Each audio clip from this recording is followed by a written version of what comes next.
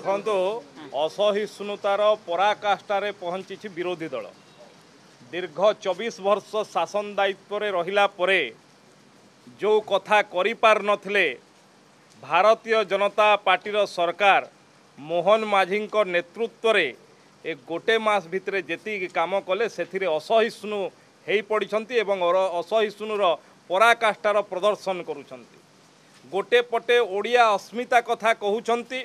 एवं विरोधी दलर नेता गत काली विधानसभा रे तांकर वक्तव्य कौ भाषा रे रखिले सेटा कौ ओडिया अस्मितार परिचय सेटा टिके विरोधी दल निजे अनुध्यान करंतु। गत काली एठी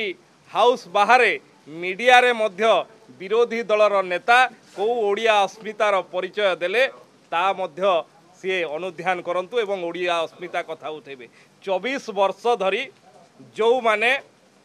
गोटे रिमोट अण ओडिया लोकर रिमोट रे जे सरकार चलेले से माने ओडिया अस्मिता कथा जहां को लोक प्रत्याख्यान कले से माने ओडिया अस्मिता कथा शिखेबे हमको। आज ओडिया अस्मितार पराकाष्ठा गोटे मास भितरे भारतीय जनता पार्टीर सरकार मोहन माझी नेतृत्व रे प्रदर्शन करछंती सेटा प्रत्येक ओडिया मर्मे मर्मे अनुभव करुछंती। एवं जो लॉ एंड ऑर्डर सिचुएशन कथा कहउछंती मु पचारिबा पई चाहे तांकर पूर्वतन आईन मंत्री प्रताप जेना ना रे एफआईआर थिला को एक्शन नेले पूर्वतन मुख्यमंत्री शासन दायित्व रे थिला बेले तांकर पूर्वतन गृहमंत्री दिव्यशंकर मिश्र ना रे आरोप थिला कौन एक्शन नेले पूर्वतन मुख्यमंत्री पूर्वतन सरकार तांकर पूर्वतन मंत्री अरुण साहू ना रे परी कथार आरोप थिला कौन एक्शन नेले जो माने दीर्घ दिन धरी ओडिशार